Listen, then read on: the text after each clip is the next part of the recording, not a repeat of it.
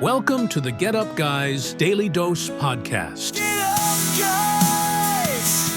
Raise your voices to the skies. Get up, guys. In His name we rise.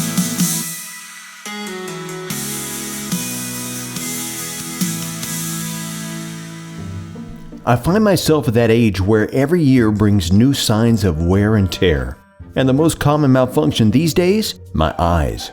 It started small, squinting to see the hymn lyrics projected at church. Then I noticed I needed more light just to read a menu at my favorite Italian restaurant. But the real wake-up call came when Brooke and I were in an escape room recently. We had to open a combination lock, but we couldn't even read the numbers. We must have looked ridiculous, holding it at arm's length, widening our eyes as big as we could, trying to bring it into focus. Guess I'm getting a little farsighted, where things right in front of me are too blurry. But give me some distance and suddenly it all makes sense. That's kind of how life works. Sometimes we can be too close to a person, a situation, a belief, or a tradition to see it clearly. Our view gets distorted and we don't see things for what they really are. We see them through the lens of our own experience, emotions, and assumptions. Ever been so close to a problem that you couldn't see the solution? Or so convinced you were right that you couldn't even consider another perspective?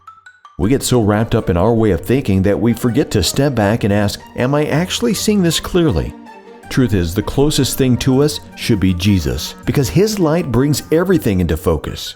John 8:12 says, I am the light of the world. Whoever follows me will never walk in darkness, but will have the light of life. See, when Jesus is our first and closest perspective, everything else becomes clearer. Make sure you're hearing me. When Jesus is our first and closest perspective, we're no longer blinded by bias, stuck in tradition, or emotionally tangled in a situation. Instead, we see with wisdom, grace, and truth. So let's carry this out.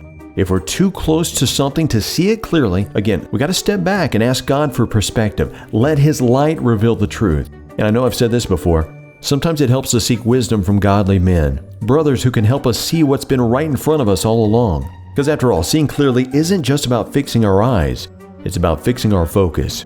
So men, if life seems blurry, don't just squint harder. Step back and adjust your view by fixing your eyes on Jesus, and He will bring everything into focus. Get up, guys. Raise your voices to the sky.